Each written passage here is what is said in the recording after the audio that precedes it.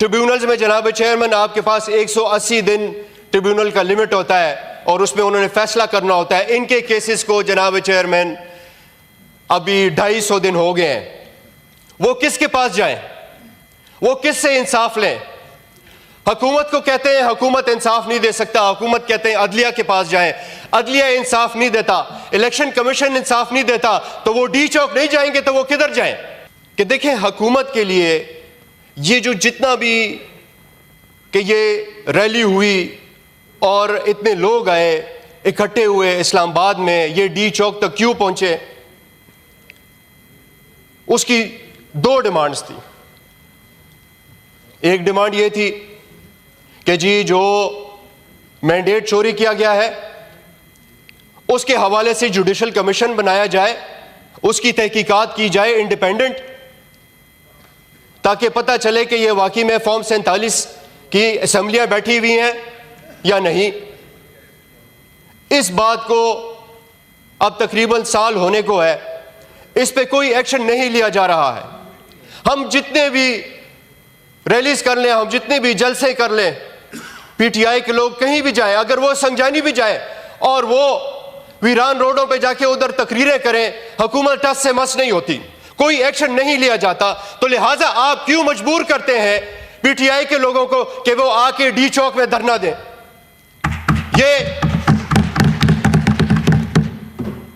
अगर ये रैली इसलिए निकलती है कि वो कहते हैं कि पाकिस्तान का सबसे बड़ा लीडर, असल लीडर इमरान खान को जेल से रिहा किया जाए,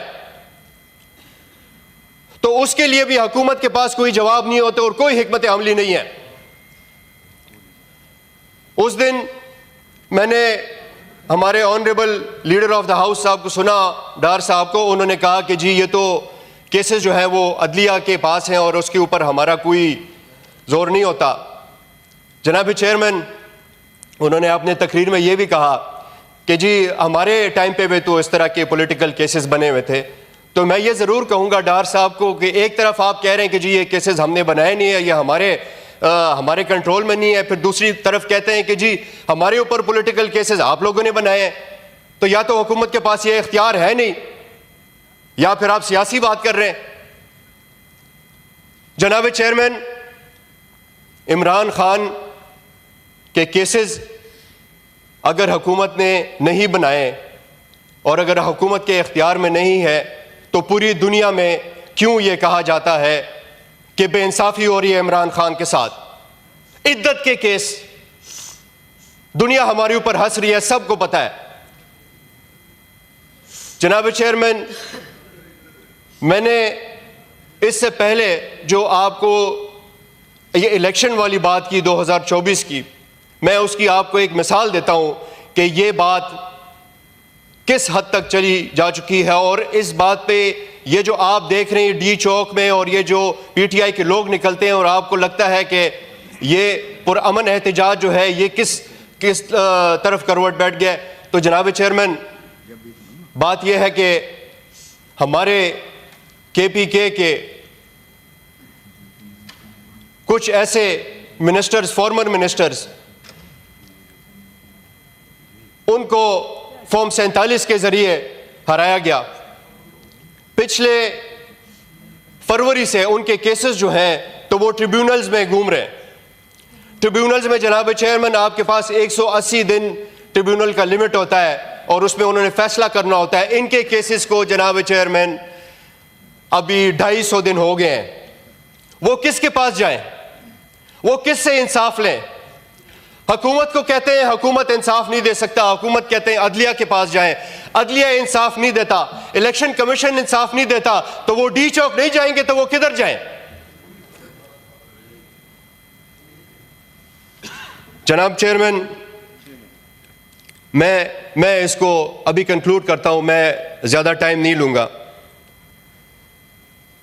लेकिन हमारे लोगों को ब्रांड ना किया जाए। हम एक पुरअमन जमात हैं, हमारे पुरअमन लोग हैं,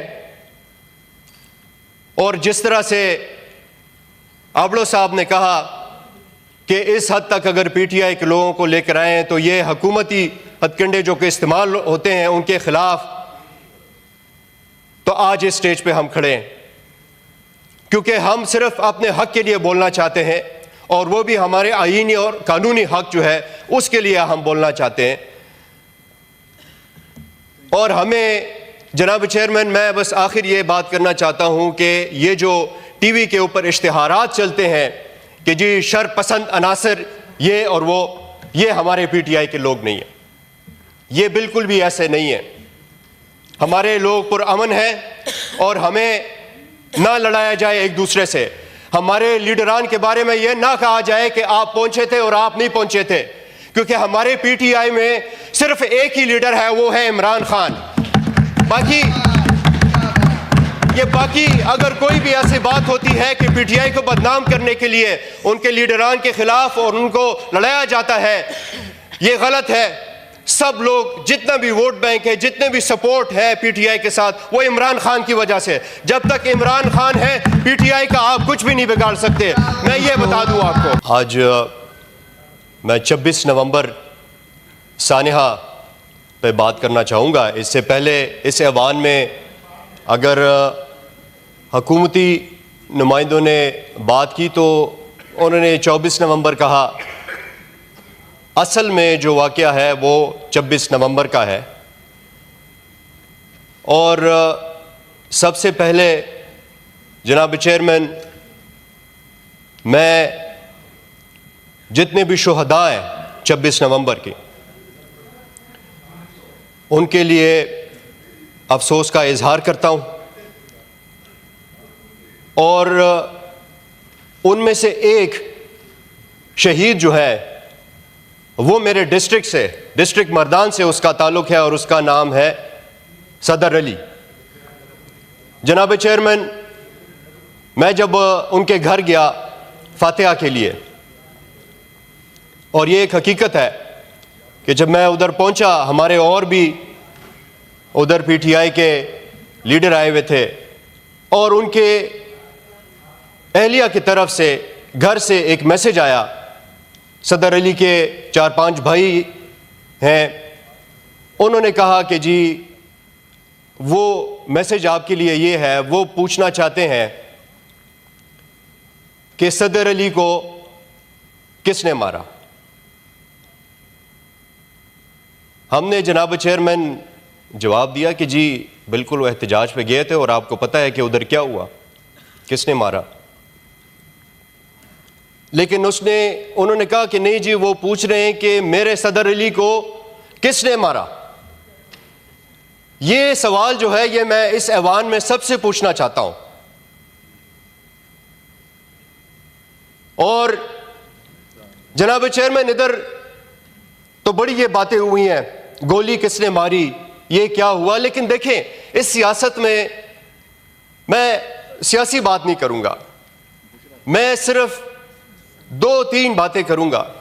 और मैं जवाब में ये कहूंगा कि जो उनका सवाल था कि देखें, हुकूमत के लिए ये जो जितना भी कि ये रैली हुई और इतने लोग आए, इकट्ठे हुए इस्लामाबाद में, ये डी चौक तक क्यों पहुंचे,